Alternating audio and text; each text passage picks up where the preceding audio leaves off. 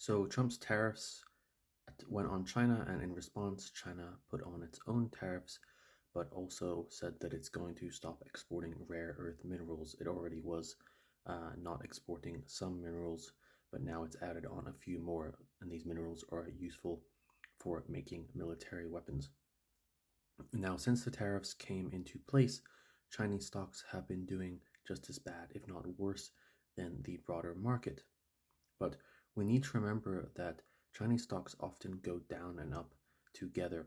My guess is that the average person doesn't really investigate particular Chinese companies. Maybe they investigate Alibaba or Tencent, but considering people don't really have the best understanding of China in general, they just hear bad news about China and all Chinese stocks go down.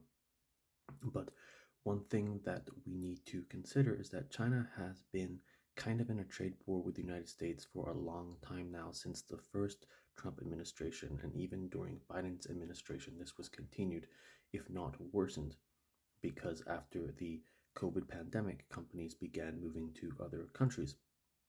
At first, this was just done because we needed to de risk from having companies all in one country, but this was tagged on eventually to other things, as in, oh, China is bad, we need to move out of China.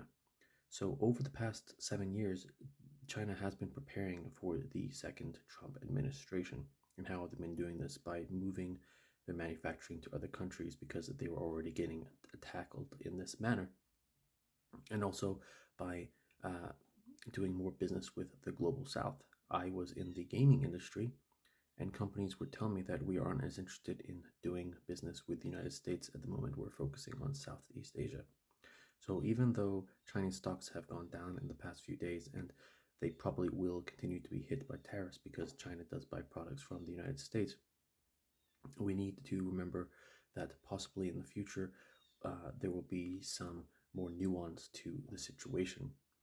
We need to see what companies have already de-risked from the United States, and if China is already trading more with the global south than the United States compared to 5-10 years ago, this is going to have an effect on these Chinese companies. Also keep in mind that a lot of these Chinese companies don't really do any business in the United States. They might be affected because they exist in the Chinese economy, and the Chinese economy gets products from other countries, but a company like Tencent that makes things online might not be as affected as a company that needs to buy soybean products. But even with soybeans, China will just go to Brazil. So let's see. What do you think? Let me know in the comments. Bye bye.